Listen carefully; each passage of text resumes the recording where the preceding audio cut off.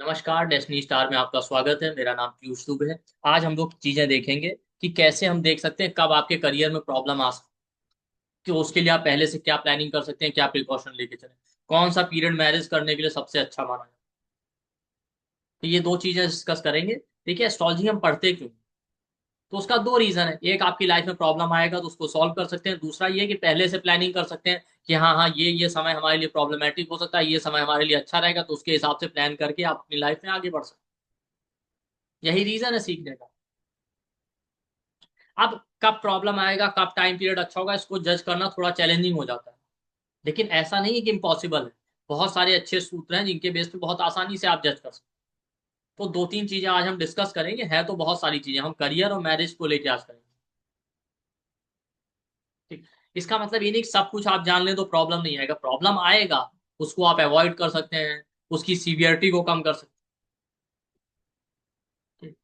जैसे यहीं पे मैं आपको इंटरेस्टिंग केस शेयर करूँ। एक हमारे बहुत ही क्लोज फ्रेंड है, तो उनका जब मैरिज हुआ तो मैरिज से पहले उन्होंने कंसल्टेंसी लिया था। तो जो जो मैंने उनको चीजें रिकमेंड की उसी हिसाब से चीजें हुई, वैसा ही पार्टनर सब कुछ मिला जो एनवायरनमेंट बताया गया था।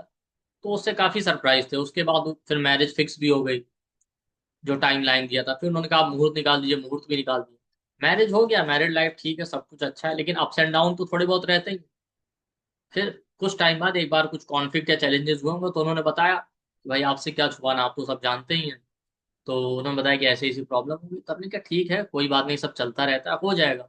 तो हुआ ये कि उनकी वाइफ जो थी, उन्होंने किसी और एस्ट्रोलॉजर से पूछा होगा, कोई उनको नोन में होगा, तो उन्होंने उनको बता दिया कि देखिए मई तक का पीरियड उस समय कुछ ऐसा है कि बड़ा ही चैलेंजिंग है, ये पीरियड पार हो जाए, ये हो जाए, वैसा हो जाए।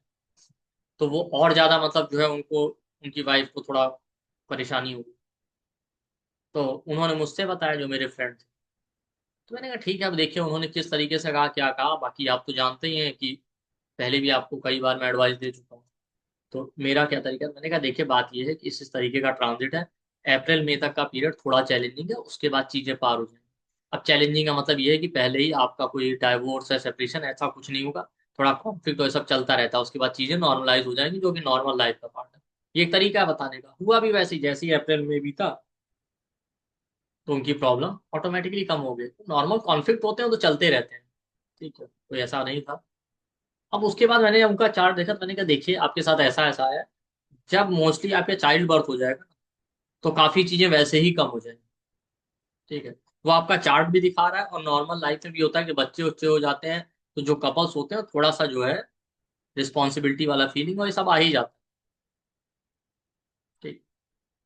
तो मैंने कहा अपनी वाइफ से बात कीजिए, और यही समय है कि आप कंसीव कर लीजिए। और मोस्ट प्रोबेबली अगर बच्चे हो जाते हैं तो हो जाएगा। उनकी वाइफ का ये था कि सब कुछ जॉब अच्छा था, सब कुछ था, लेकिन उनको ये था कि नहीं, हमको दूसरे स्टेट में जाना है, वहां जाके ये कर लेंगे, वो कर लेंगे, बड़ा बिजनेस। मैंने कहा ठीक है, वो ऐसा कह रही, लेकिन मुझे लगता नहीं वो ऐसा कर पाएंगे। तो हो सकता है उनको एक फ्रीडम वाला थॉट हो कि मुझे फ्रीडम मिल जाएगा, ये है, जबकि ऐसा कोई प्रॉब्लम था नहीं फैमिली। पर मैंने कहा आप देखिएगा, जब चाइल्ड बर्थ हो जाएगा, कंसीव हो जाएगा, तो ये प्रॉब्लम चला जाएगा। ठीक। तो मैंने कहा यही बेस्ट टाइम है, कंसीव कर लीजिए। तो मैंने कहा आपका चार्ट में मुझे ये भी दिख रहा है कि दिसंबर तक मोस्टली चाइल्ड बर्थ हो ही जाएगा, या तो कंसीव हो जाएगा, नहीं तो डिलीवरी हो जाएगी इस साल। ठीक। उनको भरोसा तो था, ठीक है, लेकिन ठीक है, वही बात जानते थे कि हाँ कुछ कहा है तो सही कहा होगा। उसका इत्तेफाक से हुआ ये कि वो कहीं चले गए बाहर घूमने के लिए। अब आप देखिए ऊपर वाले का विधान समझिए। ठीक है। और उनके चार्ट में इस तरीके के योग भी थे, जब आप फॉरेन ट्रेवल करेंगे, बाहर जाएंगे, तभी कंसेप्शन होना या चाइल्ड बर्थ होने की स्ट्रॉन्ग, ये भी था। तो मैंने कहा आप जब जाएंगे तो ऐसा होगा। ठीक। अब हुआ ये कि इत्तेफाक से ऐसा कुछ हुआ कि वो गए ही फॉरेन टूर पे गए। ठीक है, आपको मैं बताऊंगा किस तरीके से चीजें काम, कि कैसे आप एनालाइज। तो वो कहीं फॉरेन टूर पे गए। जब वो फॉरेन टूर पे गए तो उन्होंने अपनी वाइफ से भी कहा, फादर उधर पूरी फैमिली गई थी, उनकी वाइफ ने मना कर दिया कि नहीं नहीं, मुझे तो अपना बिजनेस और काम देखना, तो अभी नहीं चलेंगे।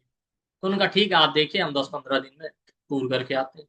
जैसे ही वो वहां पहुंचे, यहाँ जहां भी जाना था उनको, जिस भी कंट्री में, जैसे ही एयरपोर्ट पे लैंड किया, वो उसी दिन उनको न्यूज मिली। तो उनकी वाइफ ने उनको बताया कि कुछ ऐसा ऐसा हुआ था, और उन्होंने जब चेकअप कराया तो प्रेगनेंसी है। ठीक।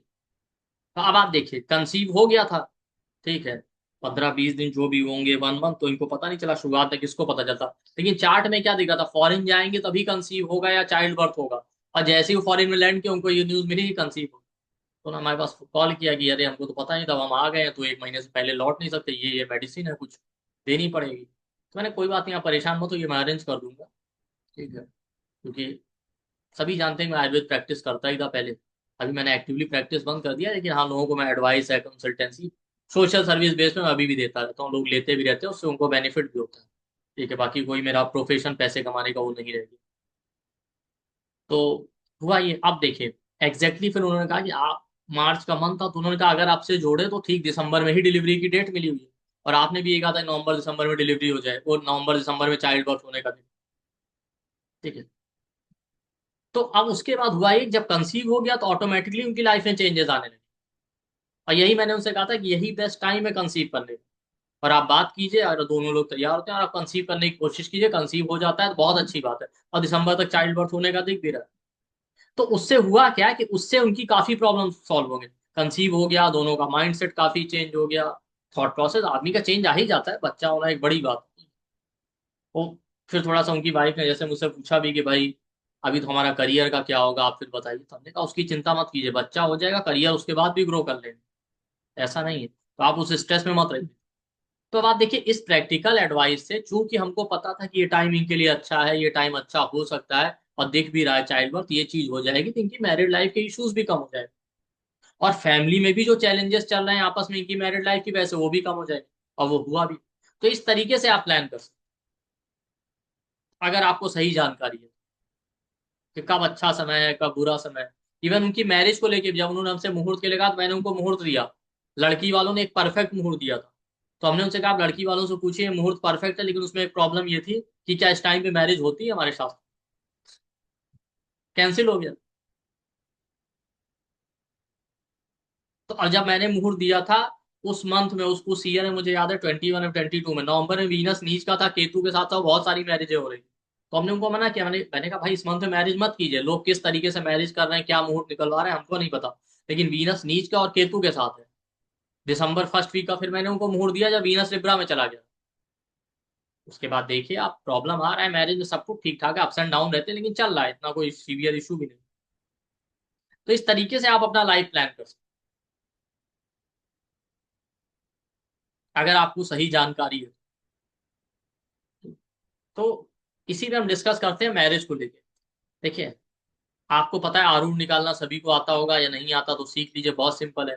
तो इसी तरीके से हम अलग अलग हाउस का आरूढ़ निकालते हैं। तो 12th हाउस का आरूढ़ जो होता है उसको उपपद लगन कहते हैं। 12th लॉर्ड जहां बैठा है आपके चार्ट में वहां तक काउंट कीजिए, वहां से उतने ही हाउस और आगे काउंट कर लीजिए, फिर आप देखेंगे कि जो हाउस आएगा वो आपका उपपद लगन कहलाएगा। जैसे इसी चार्ट में देख लेते हैं। ये देखिए, 12th लॉर्ड मून कहाँ बैठा है, 11th हाउस में। 12th हाउस से काउंट कीजिए, 1 2 3 4 5 6 7 8 9 10 11 12, तो 12 आ गया मून तक। फिर मून से 12 काउंट करेंगे तो टॉरस में आ जाएगा उपपद लगन। तो टॉरस में आपका उपपद लगन आ गया। ठीक है, उपपद लगन हम मैरिज के लिए देखें। ठीक, तो इसी तरीके से हर हाउस का आरूढ़ निकालते हैं। तो 12th हाउस से आप निकालेंगे 12th हाउस का आरूढ़, तो उपपद लगन कहलाता है। एक्सेप्शन ये है कि किसी भी हाउस का आरूढ़ अपने हाउस या अपने से 7th में नहीं हो सकता। मतलब 12th हाउस का आरूढ़ कभी भी 12th हाउस में, या 12 से 7 6th हाउस में नहीं हो सकता। ठीक है, अगर ऐसा हो रहा है तो वहां से 10 काउंट कर लीजिए, तब जो हाउस आएगा वो आपका उपपद लगन हो जाएगा। ठीक है, तो इसी तरीके से हर हाउस का आरूढ़ निकालते हैं। तो 12th हाउस का आरूढ़ उपपद लगन हम निकालते हैं, जिसको मैरिज के लिए। तो जब भी मैरिज करना है, ये माना जाता है कि जब आपके जुपिटर का ट्रांजिट, देखिए कॉन्सेप्ट ये सैटर्न चीजों को सप्रेस करता है, सौरो दुख प्रॉब्लम कहीं ना कहीं देता है लाइफ। जुपिटर क्या करता है, पॉजिटिविटी लेकर आता है लाइफ। ठीक है, कि आपकी लाइफ में चीजें पॉजिटिव होंगी। तो जुपिटर जो करता है, जुपिटर पॉजिटिविटी देता है, ऑप्टिमिस्टिक है, जुपिटर ब्लेसिंग है आपका।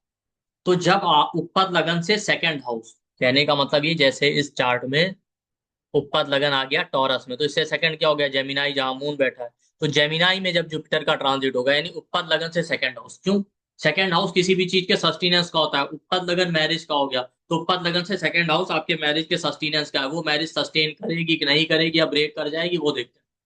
ये रूल भी है कि अगर उपपद लगन से सेकंड हाउस में मैलेफिक प्लैनेट है तो आपकी मैरिड लाइफ में प्रॉब्लम आएगा।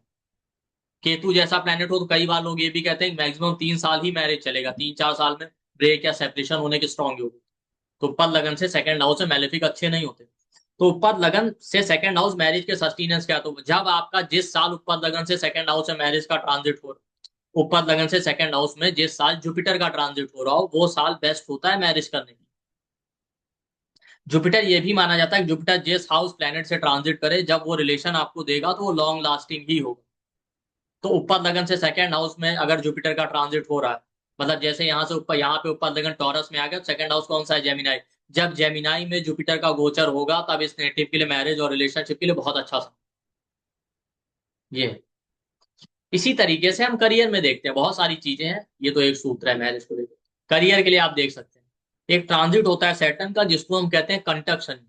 कंटक का मतलब होता है कांटे, ठीक है। तो जब आप देखेंगे सैटर्न का ट्रांजिट इस तरीके से हो कि वो आपके सैटर्न ट्रांजिट में आपके लगन से 10th हाउस, मून से या मून से 10th हाउस या आरूढ़ लगन से 10th हाउस, तीनों में से कहीं ना कहीं सैटर्न का इम्पैक्ट आ रहा हो, तो वो जो है आपका टाइम पीरियड करियर के लिए अच्छा नहीं होता। चाहे सैटर्न वहां गोचर करे, ठीक है, या दृष्टि डाल दे, वो पीरियड ऐसा होता है कि आपको अवॉइड करना चाहिए। करियर में कुछ नया शुरू करना है, कोई नया प्रोजेक्ट शुरू करना है, तो ये माना जाता है कि उस समय अवॉइड करना चाहिए, या जो काम आप कर भी रहे हैं उसमें भी बहुत कॉशियस रहिए। क्योंकि देखिए होता क्या है ना, सैटर्न जब भी किसी हाउस में ट्रांजिट करता है, सैटर्न का काम है चीजों को सप्रेस करना। तो एक तो वो चीजों को सप्रेस करता है, तो जब कोई चीजें दबाई जाती है तो हमारे अंदर डिजायर बहुत स्ट्रांग हो जाती है कि नहीं नहीं इसको अभी करना है। कोई चीज नॉर्मल लाइफ में भी आपको ना मिल रही हो और आपसे दूर जा रही हो तो आपके अंदर डिजायर स्ट्रांग होगी, आपको पाना ही है। दूसरा होता है कि सैटर्न जिस हाउस में ट्रांजिट करता है तो सैटर्न रिस्पॉन्सिबिलिटी का कारक है, तो अचानक से हमें फील आता है कि नहीं नहीं ये चीजें भी लाइफ में रिस्पॉन्सिबल और करना चाहिए।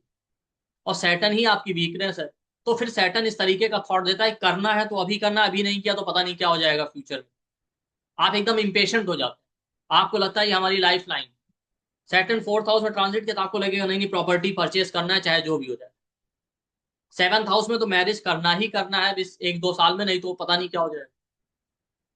और इसीलिए हमने देखा सैटर्न जिस हाउस में या जिस प्लेनेट के ऊपर ट्रांजिट करे कई बार वहां जरूरत से ज्यादा प्राइस हम पे कर देते हैं, उस चीज की उतनी वैल्यू नहीं होती। जैसे 4th हाउस में ट्रांजिट किया, वो प्रॉपर्टी जितने की थी उससे ज्यादा पैसे में खरीद ली, ओवर एक्सपेक्टेशन या जल्दीबाजी।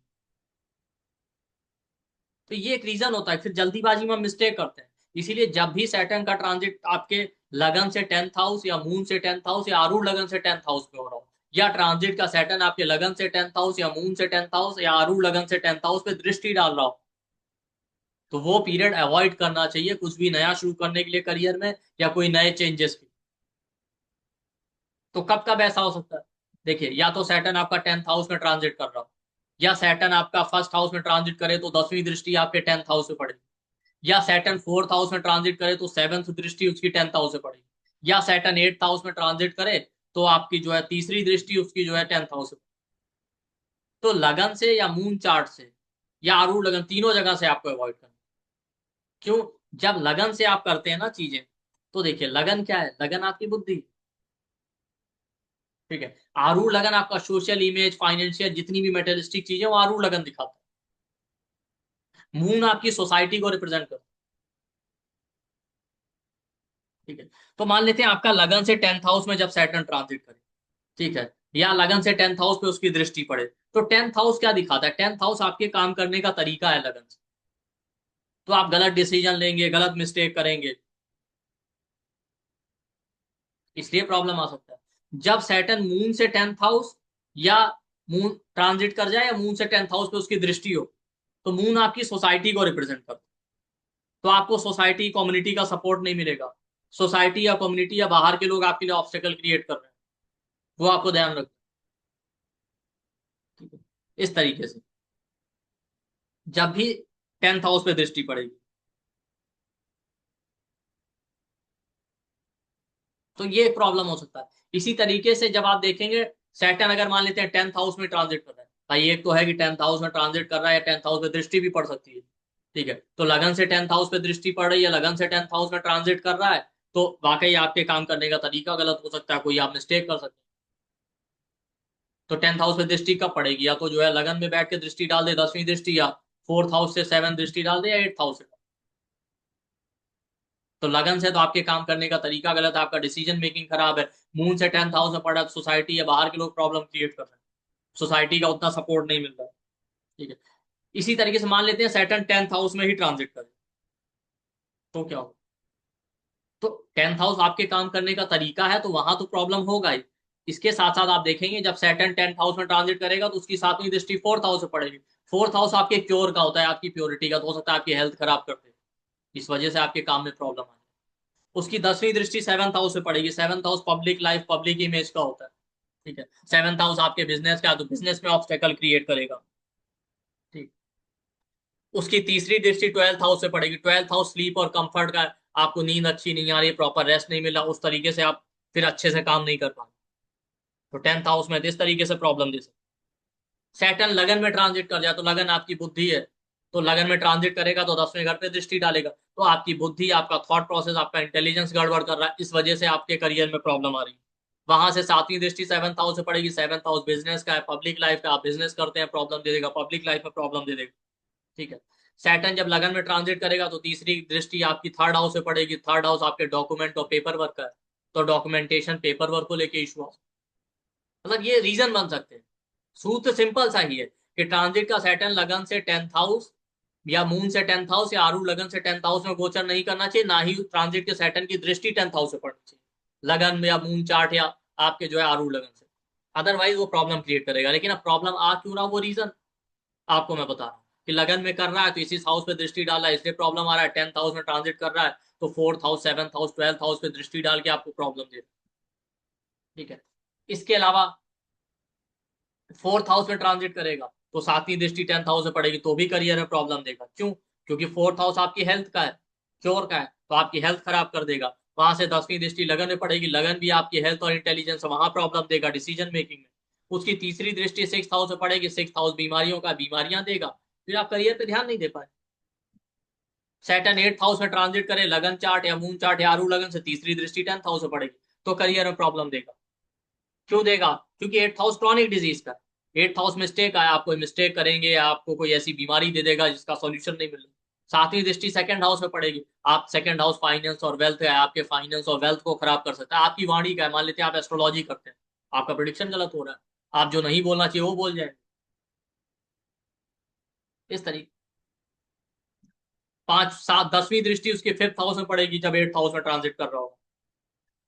5th हाउस आपका फ्यूचर प्लानिंग, आपका फ्यूचर प्लानिंग खराब कर देगा, आपने गलत प्लानिंग कर लिया,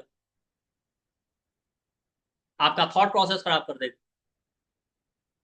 तो इस तरीके से आप देखिए, जब भी सैटर्न आपके 10th हाउस में ट्रांजिट करे, या 1st हाउस में, या 4th हाउस में, या 8th हाउस में, तब तब आपके 10th हाउस पे उसका इन्फ्लुएंस पड़ेगा, चाहे दृष्टि से, चाहे वहां गोचर कर जाए, और आपके करियर में प्रॉब्लम देगा। और आप देख रहे होंगे क्या क्या रीजन बन सकते हैं problem. Specially Saturn 8th house में ट्रांजिट कर रहा हो लगन से या मून चार्ट से, आरू लगन से, तो एस्ट्रोलॉजर्स को अवॉइड ही करना चाहिए कुछ नया शुरू करने से, प्रिडिक्शन देते हुए ध्यान रखना चाहिए, क्योंकि डायरेक्ट दृष्टि उसकी 2nd हाउस से। जैसे मान लेते हैं यही चार्ट,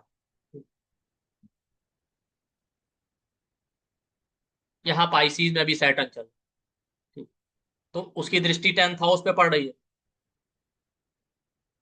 ठीक है।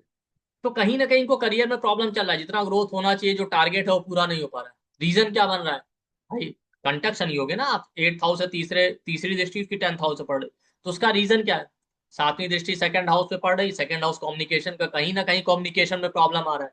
फाइनेंशियल स्टेटस, फैमिली लाइफ की वजह से परेशान, जिन लोगों से कम्युनिकेट करना चाहिए हो नहीं पा रहा है, जिस तरीके से करना चाहिए वो नहीं हो पा रहा है।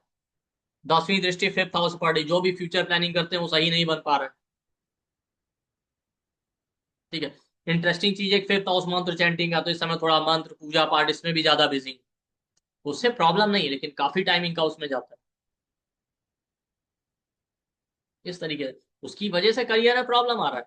लेकिन बस अच्छी बात है, प्रॉपर पूजा पाठ मंत्र चैंटिंग में लगे हुए हैं, कुछ ऐसा हो गया तो चीजें बैलेंस है, ये आप समझ। इसके अलावा इनका आरूढ़ लगन देख लेते हैं। तो लगन लॉर्ड 2nd हाउस में, तो यहां से काउंट किया 1 2, तो वहां से काउंट किया 2, तो लिब्रा में इनका आरूढ़ लगन आ जाएगा।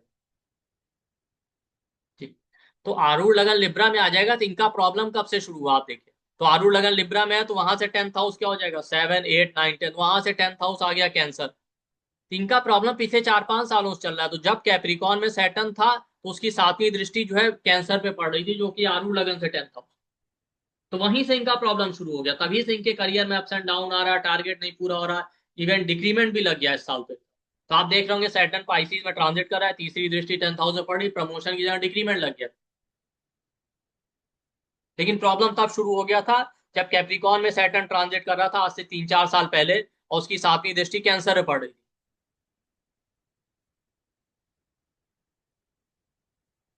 क्योंकि कैंसर आरूढ़ लगन से थर्ड हाउस।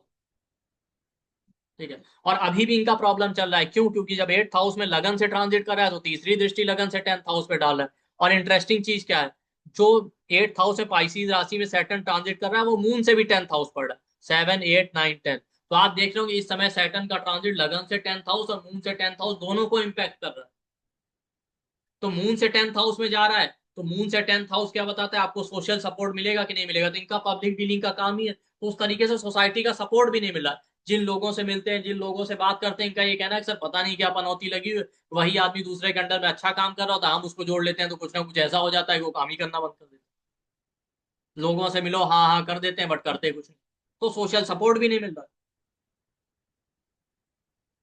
तो सिंपल सा सूत्र है कि जब भी आपका ट्रांजिट का सैटर्न लगन से 10th हाउस, मून से 10th हाउस या आरू लगन से 10th हाउस पे इंपैक्ट डालेगा, तो कहीं ना कहीं आपके करियर के लिए चैलेंजिंग पीरियड है, आपको प्रिकॉशन लेना पड़ेगा। अब ये चीज अगर आपको पहले से पता होगी तो आप पहले से कॉशियस रहें, तो शायद उतना आपके ऊपर इंपैक्ट कम आए। अदरवाइज हो सकता है आपको ज्यादा प्रॉब्लम दे सकता है। तो इसी तरीके से बहुत सारे टाइम पीरियड हम चेक करते हैं, मैरिज है, कब आपको कॉन्ट्रैक्ट साइन करना है, कब बिजनेस शुरू करना चाहिए, बहुत सारी चीजें। कब आपकी लाइफ में अच्छा पीरियड आएगा, कब आपकी लाइफ में चैलेंजिंग पीरियड आ सकता है, आपके करियर में, आपके हेल्थ में, आपके रिलेशनशिप में, तो वो सारी चीजें हम प्लान कर सकते हैं अगर आप इंटरेस्टेड हैं। तो आप सीखेंगे तो इससे आपको बेनिफिट मिलेगा।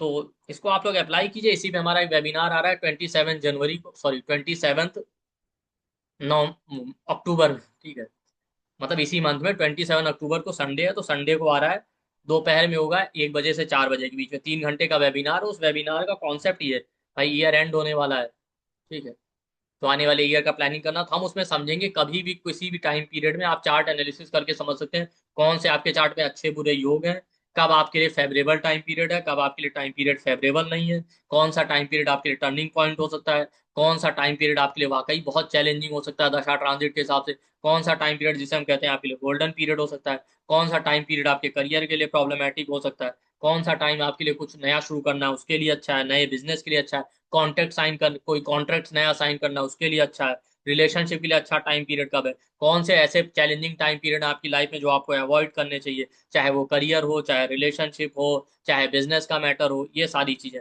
हेल्थ के पॉइंट ऑफ व्यू से कौन सा टाइम पीरियड आपके लिए हेल्थ के लिए चैलेंजिंग हो सकता है, जैसे हम जानते हैं 64th नवमांश में जब मैलेफिक का ट्रांजिट हो तो आपके लिए प्रॉब्लमेटिक हो सकता है।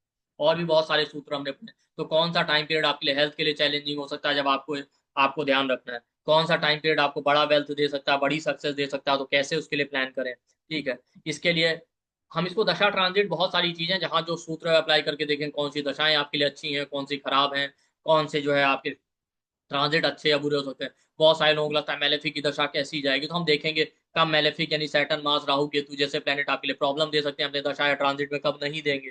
ठीक है, 6, 8, 12 की दशा को लेके लोग घबराए रहते हैं, तो वो हम देखें कब वो अच्छा है बुरा है, हमारा क्या बाधा की दशा किस तरीके से आपके लिए प्रॉब्लम देगी, वो योग है भी कि नहीं है। तो ओवरऑल हम ये देखेंगे पूरे चार्ट से कौन सा आपके लिए फेवरेबल टाइम पीरियड है, कौन सा टाइम पीरियड फेवरेबल नहीं है। और अगर टाइम पीरियड फेवरेबल नहीं तो किसी के चार्ट में पहले से आप उसको एडवाइस दे सकते हैं, भाई समय प्रिकॉशन लेके रखिएगा, तो उसकी बहुत सारी प्रॉब्लम कम हो जाएगी, चाहे आपका करियर हो, रिलेशनशिप हो, बच्चों को लेकर हो, हेल्थ को लेकर हो, अलग अलग चीजें। तो इसको हम लोग डिटेल में स्टडी करेंगे। एक दिन का वेबिनार है, 3 घंटे का, इसमें रिकॉर्डिंग और पीडीएफ आपको मिलेगा। ठीक है, अगर होगा जो जो पीडीएफ टॉपिक, ठीक। और डिटेल में स्टडी करेंगे, जैसे 1-2 सूत्र मैंने आपसे शेयर किया, और बहुत सारे सूत्र हैं। कब आपके कोई सीक्रेट बाहर आ सकते हैं, कब ऐसा है कुछ ऐसा सीक्रेट आपके सामने बाहर आ सकता है जो पूरा आपका लाइफ ही चेंज कर दे। ठीक है, तो इन सारी चीजों को हम लोग स्टडी करेंगे, तो आप लोग भी इसको ज्वाइन कीजिए, इसका बेनिफिट उठाइए। बहुत हेल्पफुल होगा, एस्ट्रोलॉजी का ये इंपॉर्टेंट पार्ट है भाई, इससे ही आप अपना लाइफ प्लान कर सकते हैं। ठीक है, इसमें बहुत सारे छोटे छोटे सूत्र आपको मिलेंगे, हाँ ये पीरियड आपको अवॉइड करना चाहिए, ये नहीं करना चाहिए, आपके लिए अच्छा है, ये खराब है, अलग अलग चीजों के लिए। तो इसको आप लोग ज्वाइन कीजिए, 27 अक्टूबर को है, 1 बजे से 4 बजे के बीच में, दोपहर को, संडे को। ठीक है, ज्यादा से ज्यादा लोग इसको ज्वाइन करके इसका बेनिफिट उठाइए। थैंक यू, नमस्ते, और अपने आने वाले साल का भी आप प्लानिंग कीजिए।